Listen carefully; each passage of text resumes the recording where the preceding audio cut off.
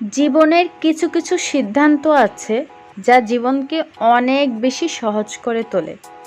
তেমনি আমাদের এক সিদ্ধান্ত ছিল এই কারেন্টের ইন্ডাকশনের চুলাটা কেনা। এই চুলাটা কিনে এত সুখ করতেছি, মাশাল্লাহ। দেখতেই পাচ্ছেন আম্মু ড্রয়িং রুমে বসে রুটি বানাচ্ছে আর আমি রুটিগুলো এখন ভাজবো। ভাবা যায় ড্রয়িং রুমে বসে বসে আমরা টিভি দেখি, আমরা ফ্যানের বাতাস খাই, পাশাপাশি কাজ করি। এটা কিন্তু অন্যরকম এক ধরনের প্রশান্তি, যেটা কিচেনে বসে সম্ভব না। কিচেনে কিন্তু গেলে অনেক এই যে এখন গরম পড়েছে, অনেক বেশি গরম লাগে, অনেক কষ্ট হয়। এই একটা চুলার কারণে আমরা অনেক বেশি শান্তি করে রান্না করতে পারি, মানে ইচ্ছে করলেই আর কি করা যায়। টুকটাক যেগুলো নাস্তা সেগুলো আমরা এই চুলাতেই এরকম বানিয়ে ফেলি।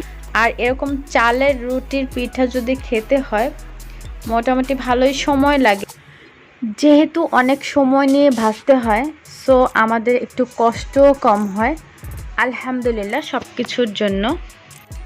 আর যদি সাথে থাকে গরুর মাংস ভুনা, তাহলে তো কথাই নেই। চালের রুটি আর গরুর মাংসের যে একটা কম্বিনেশন, দারুণ দারুণ ব্যাপার। আমার তো খুবই ফেভারেট। আপনাদের কার কার ফেভারেট আপনারা অবশ্যই কমেন্ট করে জানিয়ে দিতে পারেন। আর সিরিয়াসলি এই চুলাটা আমাদের অনেক বেশি লাইফকে ইজি করে ফেলছে। আমরা অনেক শান্তিতে চাইলেই এখন চালের রুটি এরকম বানিয়ে বানিয়ে নিজেরা খেতে পারি। চুলাতে বসে মানে কিচেনে রান্না করলে অনেক বেশি কষ্ট হতো। এরপরে ডেজার্ট হিসেবে একটু ঘি ভাজা সেমাই, আর কি লাগে বলেন তো। আমার এই সেমাইটা খুবই ফেভারিট। ঘি ভেজে তারপরে এটাকে নর্মাল নিয়মে প্রসেস করতে হয়। তো এই ছিল আজকের ভিডিও। কারো যদি লাইফকে ইজি করতে চান তাহলে আপনারা অবশ্যই কারেন্টের ইন্ডাকশন চুলাগুলো কিনে ফেলবেন। সবাই ভালো থাকবেন। টিল দেন, আল্লাহ হাফিজ।